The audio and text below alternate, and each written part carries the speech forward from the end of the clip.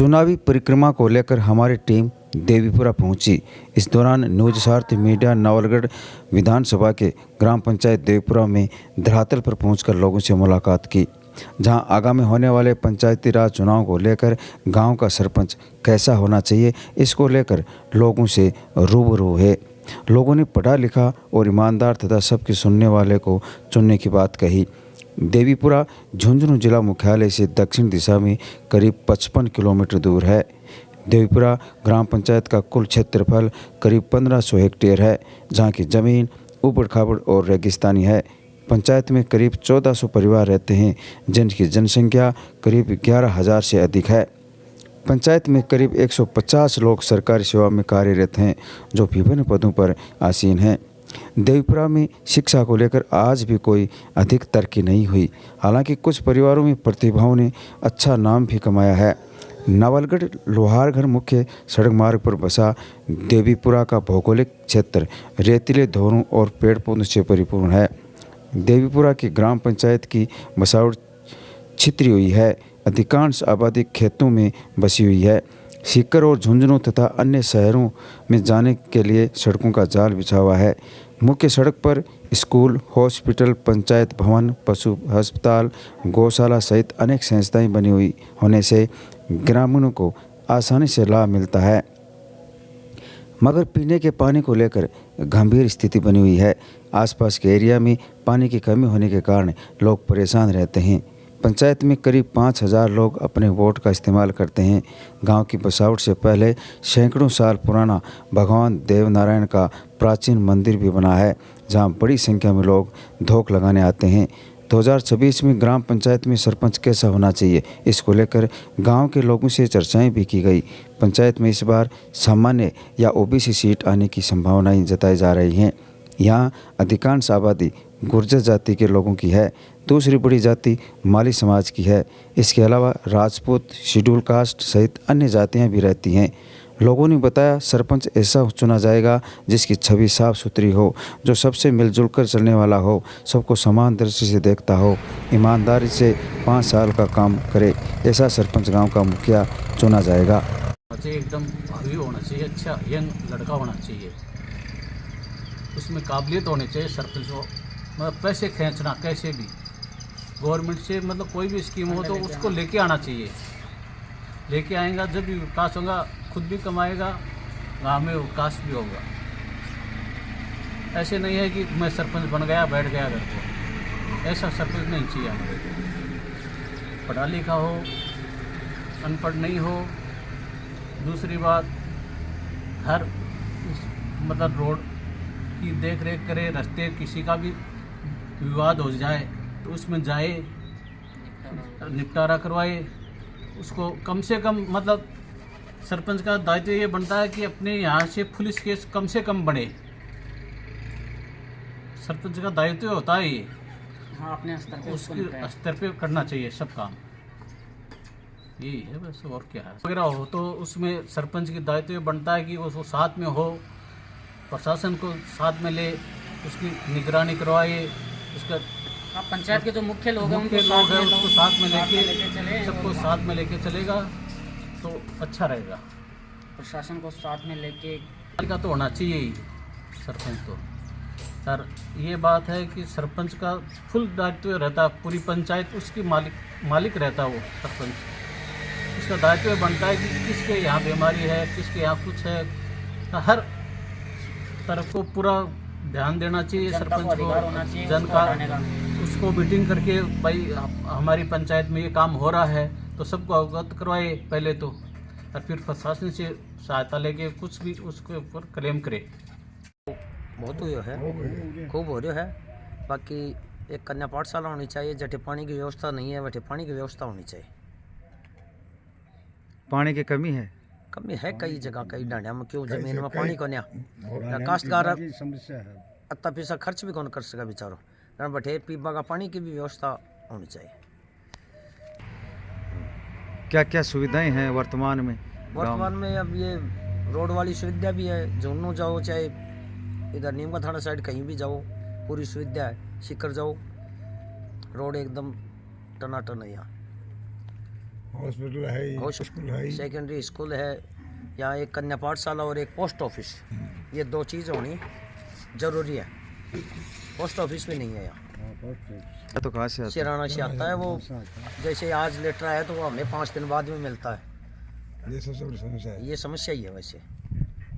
गांव के प्रति एकदम बढ़िया होना चाहिए, कोई भी हो, चाहे कोई भी कास्ट को, कोई भेदभाव नहीं होना, कोई भेदभाव न हो, गांव के लिए वो सही होना चाहिए। लेकिन ऐसा होगा नहीं। और हमें गांव का विकास ही चाहिए, चाहे वो किसी पार्टी में जाए, क्यों हमें छोटे वर्ग के लोग, हमें पार्टी से कोई मतलब नहीं है, हमें तो विकास चाहिए।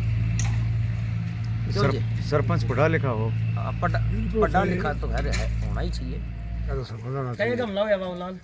सामान्य सैनिक को आदमी चाहिए, घमंडी परावडी को नहीं चाहिए। सरपंच एकदम नॉर्मल स्वभाव को होना चाहिए हमेशा के लिए। और पढ़े लिखे बहुत जरूरी है।